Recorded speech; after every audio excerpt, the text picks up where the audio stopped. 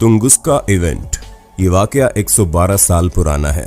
30 जून 1908 को रूस के साइबेरिया इलाके में एक बहुत ही भयानक विस्फोट हुआ था। ये धमाका तुंगुस्का नदी के पास हुआ था।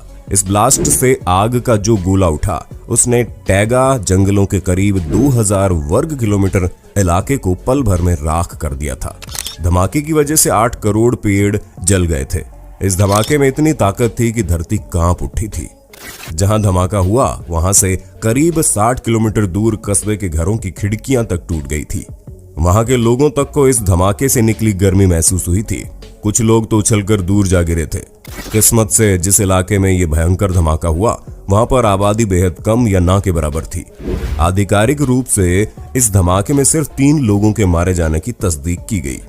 इस ब्लास्ट की वजह से सैकड़ों रेनडियर कंकाल में तब्दील हो गए थे। इस घटना को तुंगुस्का विस्फोट के नाम से जाना जाता है। वैज्ञानिकों का मानना है कि इस धमाके से इतनी ज्यादा ऊर्जा पैदा हुई कि ये हिरोशिमा पर गिराए गए एटम बम से 1000 गुना ज्यादा थी।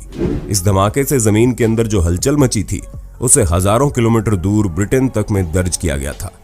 आज 112 साल बाद भी इस धमाके के राज से पूरी तरह से पर्दा नहीं हट सका है। आज भी वैज्ञानिक अपने अपने हिसाब से इस धमाके की वजह पर अटकलें लगा ही रहे हैं। उल्कापिंड से लेकर धूमकेतु तो एलियन शिप से लेकर ब्लैक होल तक को इसका जिम्मेदार ठहराया गया, लेकिन वहां कोई गड्ढा मिला ही नहीं।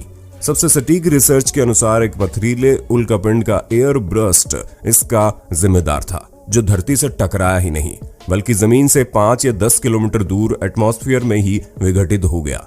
इस टॉपिक को एक्सप्लेन करने में पूरी वीडियो बन जाएगी, इसलिए अगर इस इवेंट को अलग वीडियो द्वारा अच्छे से समझना चाहते हैं तो कमेंट जरूर कीजिएगा।